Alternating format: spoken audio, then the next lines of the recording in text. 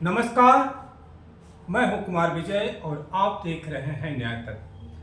जैसा कि हम सब देख पा रहे हैं, 18वीं लोकसभा का गठन होने जा रहा है और आज एनडीए के नेता के तौर पर, संसदीय दल के नेता के रूप में नरेंद्र मोदी को एक बार फिर से चुना गया है। वो तीसरी बार प्रधानमंत्री के पद की शपथ लेंगे। पिछली दो लोकसभाओं में जब प्रधानमंत्री के रूप में नरेंद्र मोदी ने शपथ ली थी तो उनके लिए राहें बहुत आसान थी, क्योंकि विपक्ष बहुत कमज़ोर था और भाजपा के पास पूर्ण बहुमत था। उसको कहीं से भी अपने सहयोगी दलों पर आश्रित नहीं रहना पड़ा था, जिसकी वजह से नरेंद्र मोदी अपने तरीके से, अपने मन का या कहिए कि मनमानी तरीके से अपनी सरकार चला रहे थे। लेकिन इस बार नरेंद्र मोदी के सामने थोड़ी मुश्किलें दिख रही हैं। इस बार तो बड़े नेता उनकी बैसाखी के तौर पर खड़े हैं। बिहार के नीतीश कुमार, जिनकी पार्टी जदयू के पास 12 सांसद हैं, और दूसरी तरफ तेलुगु देशम पार्टी के चंद्रबाबू नायडू। इस बार बिना इन दोनों के सपोर्ट के नरेंद्र मोदी सत्ता में नहीं रह सकते। अब यहीं से विडंबनाएं शुरू होती हैं, यहीं से नरेंद्र मोदी की मुश्किलें शुरू होती हैं, क्योंकि ये दोनों नेता ऐसे रहे कि कई गठबंधनों में ये आवाजाही करते रहे हैं और कभी भी अपने किसी सहयोगी को इन्होंने चैन की सांस नहीं लेने दी है। हमेशा ये परेशान करते रहे हैं, ये अपनी मनमानियाँ हमेशा थोपते रहे हैं।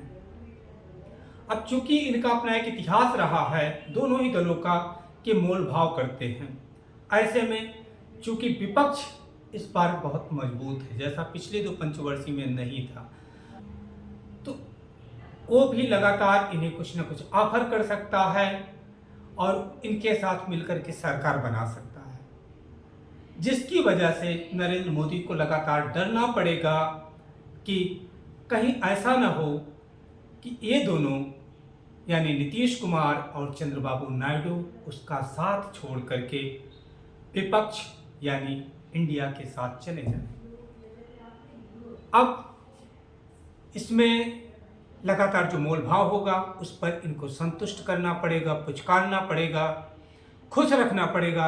ये नरेंद्र मोदी की चुनौती होगी, क्योंकि 3 टर्म जब वो गुजरात के मुख्यमंत्री रहे और 2 टर्म प्रधानमंत्री रहे भारत के, तो हमेशा उन्हें पूर्ण बहुमत मिला। कभी उन्हें मिल करके या दूसरों की सलाह या दूसरों की मनमानी मान करके सरकार नहीं चलानी पड़ी। वो इसके अभ्यस्त नहीं हैं। यहाँ तक कि विपक्ष लगातार उन पर तानाशाही का आरोप लगाता रहा है और अब वो तानाशाही, वो निरंकुशता इस बार मोदी के हिस्से नहीं आती दिख रही। इस बार उन्हें अपने तमाम गठबंधन के साथियों को साथ लेकर के चलना पड़ेगा, उनकी मान मनौवल करते हुए चलना पड़ेगा, जिसकी वजह से लगातार एक डर बना रहेगा कि कहीं ऐसा न हो मान मनौवल में कहीं कोई चूक हो जाए और ये दोनों दल, जिनकी पुरानी रिश्तेदारी विपक्ष के साथ भी रही है, यहाँ तक कि अगर हम देखते हैं, पीछे पलट के देखते हैं, तो जो इस समय इंडिया अलायंस बना हुआ है उसके जनक नीतीश कुमार ही थे और आज वो विपक्ष भी बहुत दूर नहीं है बहुमत से। अगर ये दोनों दल उसके साथ जाते हैं तो तमाम और छोटी छोटी पार्टियां हैं जो ऑलरेडी उसके साथ खड़े होने को तैयार दिख रही हैं, तो विपक्ष सरकार बना सकता है। अब बात करते हैं कि एनडीए के जो 2 सहयोगी दल हैं, यानी जेडीयू और टीडीपी, यानी नीतीश कुमार और चंद्रबाबू नायडू। तो चंद्रबाबू नायडू की तरफ से सबसे पहले बात दिख रही है कि उनकी पार्टी कहीं ना कहीं स्पीकर पद की मांग करती दिख रही है, कि उनकी पार्टी हमेशा इस कोशिश में रहती है कि अगर वो सत्ता में है तो स्पीकर पद उनके पास हो, ताकि उनकी पार्टी को, उनके दल को सत्ता के बड़े घटक के द्वारा तोड़ा ना जा सके। उस पर वो अभी से अपना अंकुश बनाए रखना चाहते हैं और मुझे नहीं लगता कि भाजपा या नरेंद्र मोदी इस तरह की बड़ी मांग के साथ सहमत हो पाएंगे और वो स्पीकर जैसा बड़ा पद टीडीपी को दे दे। अब अगर उस ये पद नहीं जाता है तो इसके बाद कुछ जो बड़े पद हैं, वित्त मंत्रालय, गृह मंत्रालय, रक्षा मंत्रालय, विदेश मंत्रालय, यहाँ इन 4 पदों में से भी ये दोनों गठबंधन मांग कर सकते हैं कि उनको दिया जाए। अब मुझे नहीं लगता कि भाजपा इन 4 बड़े पदों को भी, इन 4 बड़े मंत्रिमंडल के पदों को अपने सहयोगी दलों को दे पाएंगे, क्योंकि नरेंद्र मोदी के लिए, नरेंद्र मोदी जिस तरीके से सत्ता चलाते रहे हैं, उनकी निरंकुशता में ये 4 विभाग बहुत मदद करते रहे हैं। विदेश मंत्रालय अगर जाता है तो दुनिया के साथ जो उनका एक रिश्ता बन रहा है, डेवलप करने की कोशिश करते हैं, जिसके सहारे वो बात करते हैं कि विदेशों में, दुनिया में नरेंद्र मोदी का डंका बज रहा है। वो भले ही वर्चुअल सा हो या उसकी कितनी तवज्जो विदेशों में मिलती है नहीं मिलती, लेकिन इवेंट मैनेजमेंट के सहारे वो इसको इंडिया की मीडिया में हमेशा, और गोदी मीडिया उसका प्रचार भी करता रहा कि नरेंद्र मोदी का पूरी दुनिया में एक अलग स्थान बना हुआ है। तो इस वर्चुअलिटी को बनाए रखने के लिए मुझे नहीं लगता कि नरेंद्र मोदी किसी भी तरह से विदेश मंत्रालय इन 2 दलों को देंगे। अब अगर हम बात करें गृह मंत्रालय की, तो गृह मंत्रालय के अधीन वो बहुत सारे पद आते हैं जिसका दबाव बना करके नरेंद्र मोदी अक्सर, नरेंद्र मोदी या फिर अमित शाह ऑपरेशन लोटस चलाते रहे। ऑपरेशन लोटस के सहारे उन्होंने तमाम मौकों पर तमाम पार्टियों को तोड़ा, खासतौर पर उन पार्टियों को भी तोड़ने में गुरेज नहीं किया जो उनके साथ रही। चाहे महाराष्ट्र में शिवसेना की बात हो, शिवसेना को भाजपा ने ऑपरेशन लोटस के तहत तोड़ा और उसके तमाम विधायकों को तोड़ करके एक अलग शिवसेना बना दी और उनका मुख्यमंत्री बना दिया एकनाथ शिंदे के रूप में। वहीं पर शरद पवार की पार्टी तोड़ी और अजित पवार के नेतृत्व में एक अलग पार्टी बना दी। इस तरह का तमाम उनका रहा है। बिहार में नीतीश कुमार भी इसी तरह से ऑपरेशन लोटस के तहत महागठबंधन से छिटक करके भाजपा के साथ चले गए। तो ये जो डर क्रिएट किए रहते हैं तमाम दूसरी पार्टियों के मन में, जिसका दबाव बनाए रखते हैं, मैं भी कि आज वही डर कहीं ना कहीं उन्हीं तंत्रों का डर दिखता है कि आज बसपा जैसी बड़ी पार्टी जो कभी उत्तर प्रदेश की प्रमुख पार्टी थी, नंबर 1 पार्टी थी, आज हाशिए पर एकदम चली गई है, एकदम परिख पर खड़ी है, कहीं उसका कोई नाम लेवा नहीं है। उसका एक भी सांसद इस बार लोकसभा तक नहीं जाता दिख रहा, नहीं पहुंच पाया है। भाजपा के ऑपरेशन लोटस के लिए गृह मंत्रालय का भाजपा के पास होना बहुत जरूरी रहा है। रक्षा मंत्रालय जैसा महत्वपूर्ण पद भी मुझे नहीं लगता कि भाजपा अपने सहयोगी घटक दलों को देना चाहिए, क्योंकि रक्षा मंत्रालय के माध्यम से वो अपनी तमाम योजनाओं को हमेशा लागू करते रहे वैश्विक नीति के साथ। अगर दूसरा कोई दल किसी दूसरे दल के पास जाता है रक्षा मंत्रालय, तो खास तौर पे चीन का मशविदा दूसरी तरह से सर उठा सकता है। और आज तमाम पड़ोसी देश जो भारत से नाराज हैं, उनके साथ कौन सी नीतियां दूसरी पार्टियां अपनाएंगी, वो तय करने का हक मोदी अपने हाथ से नहीं जाने देना चाहते। तो ऐसे में अब वो अपने सहयोगी पार्टियों को कौन सा पद देंगे, उस पर कितनी सहमति बनेगी, ये अभी से कहना कठिन है। और यहीं से ये तय होगा कि लगातार ये दल अगर खुश नहीं रहे, मोदी की पुचकारने में नहीं चलते रहे, तो ये मुश्किलें खड़ी करेंगे मोदी के तीसरे प्रधानमंत्रित्व के लिए। और लगातार विपक्ष अपनी निगाह, चूंकि विपक्ष से अगर हम संजय राउत की बात करें या मल्लिकार्जुन खड़गे ने जिस तरीके से कहा कि हम स्थितियों पर नज़र रखेंगे और फिल्म अभी शुरू हुई है, इसका एंड नहीं हुआ, यानी कहीं ना कहीं विपक्ष भी उस गठजोड़ की कोशिशों में बना हुआ है, लेकिन अभी वो वेट एंड वॉच की स्थिति में तुरंत अपने पत्ते नहीं खोलना चाहता। वो समय का इंतजार करना चाहता है कि कहीं कोई भगदड़ मचे तो उसको अपने साथ ले आए और उनके साथ सत्ता बनाने की कोशिश करें। तो अभी नीतीश कुमार बार बार कह रहे हैं कि वो एनडीए गठबंधन के साथ जीत करके आए हैं और एनडीए के साथ ही रहेंगे। इसी तरह चंद्रबाबू नायडू का भी कहना है कि हम एनडीए के साथ जीते और एनडीए के साथ रहेंगे।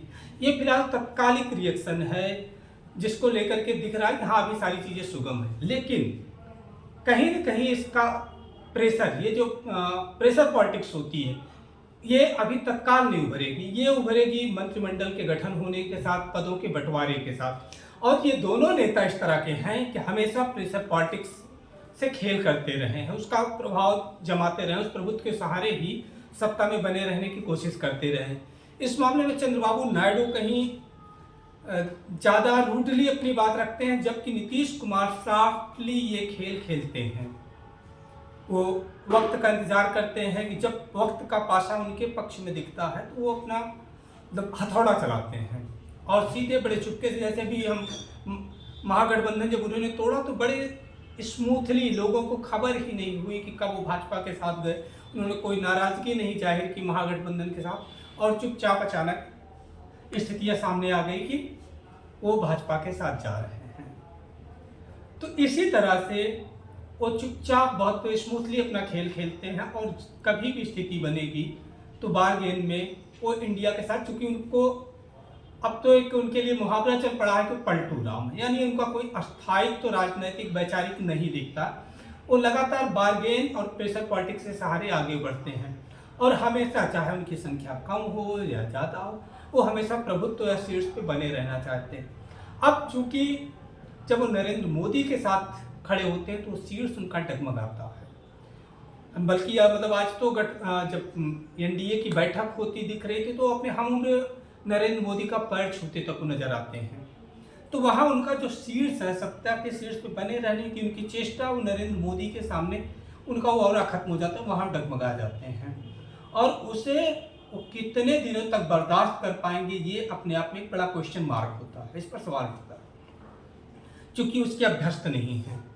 तो अब यहाँ ईगो का जो टकराव पैदा होगा उनका नरेंद्र मोदी के साथ, वो कहीं ना कहीं बड़ा खेल कर सकता है कि उन्हें इंडिया गठबंधन के साथ ले जा सकता है।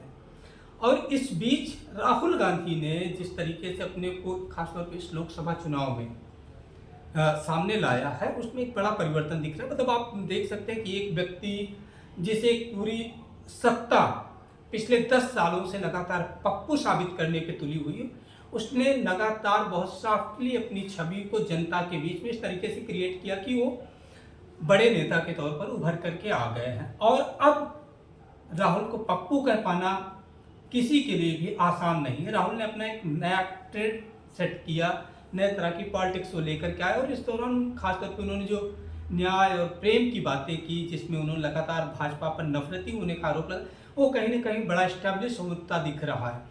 और इस बीच वो इकलौते इस तरह के नेता के तौर पर उभर करके आए जिन्होंने नरेंद्र मोदी के सारी योजनाओं पर बड़े सवाल उठाए, उनके विदेशी दौरों पर सवाल उठाए, उनके कारपोरेट के साथ मिली भगत पर सवाल उठाए। तो लगातार नरेंद्र मोदी का पोस्टमार्टम करते रहे और उसमें उन्होंने अपनी एक अलग छवि, एक बौद्धिक छवि इस्टेब्लिश की। इवन कि आप देख सकते हैं कि जब इस लोकसभा का 18वीं लोकसभा का परिणाम आने के बाद राहुल गांधी पिछले 2-3 दिन में 2 प्रेस कॉन्फ्रेंस करके नरेंद्र मोदी पर तमाम आरोप लगा चुके हैं। यहाँ तक कि 4 जून को जिस दिन परिणाम आया, परिणाम के दिन जो शेयर में गिरावट हुई जिसमें लगभग 30 लाख करोड़ का भारतीय बाजार को नुकसान हुआ, भारतीय निवेशकों को नुकसान हुआ, उसको भी राहुल गांधी ने नरेंद्र मोदी और अमित शाह का एक बड़ा स्कैम बता दिया। पहली बार हमने नोट किया कि चुनाव के समय प्रधानमंत्री ने, होम मिनिस्टर ने और फाइनेंस मिनिस्टर ने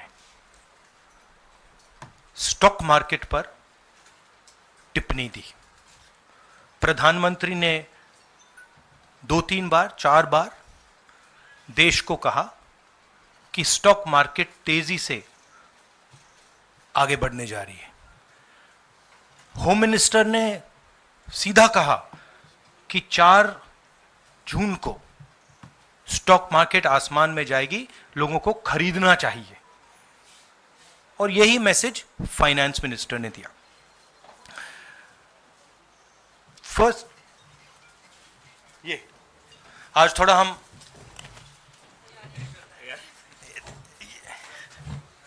तो ये क्रोनोलॉजी है। अमित शाह कहते हैं बाय शेयर्स बिफोर 4 जून। 19 में नरेंद्र मोदी जी कहते हैं stock market will break records on June 4। फिर 28 मई को रिपीट करते हैं। 1 जून मीडिया झूठे एग्जिट पोल रिलीज करती है। बीजेपी का ऑफिशियल जो इंटरनल सर्वे था वो उनको 220 सीट दे रहा था। तो ये इंफॉर्मेशन बीजेपी के लीडर्स के पास था। इंटेलिजेंस एजेंसीज ने 200 और 220 के बीच में सरकार को बताया था कि उनकी सीट्स आ रही हैं। 3 जून को स्टॉक मार्केट सारे रिकॉर्ड तोड़ देता है और 4 जून को खटाक से स्टॉक मार्केट अंडरग्राउंड चला जाता है। अगला स्लाइड दिखाइए जरा। ये देखिए 31 मई massive stock activity, more than double what was there on 30th, more than double what was there on 29, 28। ये अनोमली देखिए। ये कौन लोग हैं? ये वो लोग हैं जो जानते हैं कि कोई ना कोई घपला हो रहा है। हजारों करोड़ रुपए यहां पे इन्वेस्ट हुए हैं, फॉरेन इन्वेस्टर्स ने इन्वेस्ट किए हैं। और उसके बाद 30 लाख करोड़ रुपए का लॉस होता है। किसका लॉस होता है? रिटेल इन्वेस्टर्स का लॉस होता है। तो इस तरीके से जो लगातार कटघरे में नरेंद्र मोदी और सरकार को खड़े करने में राहुल आगे बढ़ते रहे, उसने उनकी एक नई छवि क्रिएट की। उसी तरीके से उनके साथ खड़े सबसे बड़े दल के रूप में इस समय फिलहाल भारत के तीसरे सबसे बड़े दल के रूप में खड़े अखिलेश यादव ने भी अपनी एक अलग छवि बनाई। वो लगातार जब उन्हें पहली बार विधानसभा में बहुमत मिला था, जब वो मुख्यमंत्री बने थे, उसके बाद से वो जितने चुनाव लड़ते गए उसमें गिरावटें आई, वो सत्ता तक नहीं पहुंच पाए। लेकिन पिछले विधानसभा चुनाव से उन्होंने जो ग्रोथ हासिल करना, उनका ग्राफ जो बढ़ना शुरू हुआ, और इस लोकसभा चुनाव में बहुत ऊपर निकल आया।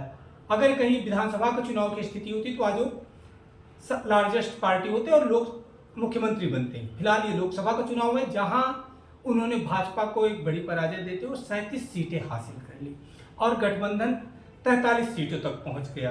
80 में से 43 हासिल करके अखिलेश यादव ने भाजपा को उस जगह पहुंचा दिया जिसकी उसने कल्पना नहीं की थी, यानी पूर्ण बहुमत से उसने 400 पार का नारा दिया था, लेकिन 400 पार एनडीए नहीं पहुंच पाया और 272 का आंकड़ा भाजपा नहीं छुपाई, जिसमें अखिलेश यादव का बड़ा रोल है। क्योंकि यहां से 80 लोकसभा सीटों से जो रास्ता तय होता है सत्ता के लिए, केंद्र की सत्ता के लिए, उसमें कहीं ना कहीं एक बड़ी ब्रेक लगा दी है अखिलेश यादव ने। 37 सीटें खुद झटक ली और गठबंधन को 43 सीटें मिल गई। तो अब ऐसे में सत्ता के लिए तमाम मुश्किलें ये दल क्रिएट करेंगे। अब सब ताकतवर हो चुके हैं, ताकतवर विपक्ष हो चुका है। और ऐसे में जब लगातार नायडू और नीतीश कुमार, चंद्रबाबू नायडू और नीतीश कुमार जब इन दलों के द्वारा कटघरे में खड़े किए जाएंगे या उस तरह का सम्मान पाते हुए नहीं दिखेंगे और ये दल उनको एक बड़े ऑफर देते हुए दिखेंगे, तो कहीं ना कहीं बार्गेन की पॉलिटिक्स भी शुरू हुई होगी और भाजपा पर प्रेशर पॉलिटिक्स ये दोनों दल भी क्रिएट करना शुरू करेंगे। ऐसे में कल भले ही गठबंधन होने जा रहा है और गठबंधन की सरकार बनने जा रही, लेकिन उसकी राह अभी बहुत कठिन होती दिख रही है, क्योंकि उसकी बैसाखियाँ स्पंजी हैं, उनका आधार लगातार जंप करता रहा है, वो लगातार बार्गेन की पॉलिटिक्स करने वाले दोनों दल हैं। तो ऐसे में ना तो अभी इंडिया की उम्मीदें खत्म हुई हैं, ना एनडीए की सरकार को कोई स्थायित्व मिला है। फिलहाल कल एनडीए सरकार बनाने जा रहा है, शेष हम आगे देखेंगे, लेकिन हम अभी से कह सकते हैं कि ये रास्ता स्मूथ नहीं है। मे भी कि 6 महीने से लेकर के साल भर के भीतर कोई बड़ा परिवर्तन देखने को मिल सकता है। हमारे साथ बने रहने के लिए हमारे चैनल को सब्सक्राइब कीजिए, हमारे वीडियो को लाइक कीजिए। बहुत बहुत धन्यवाद।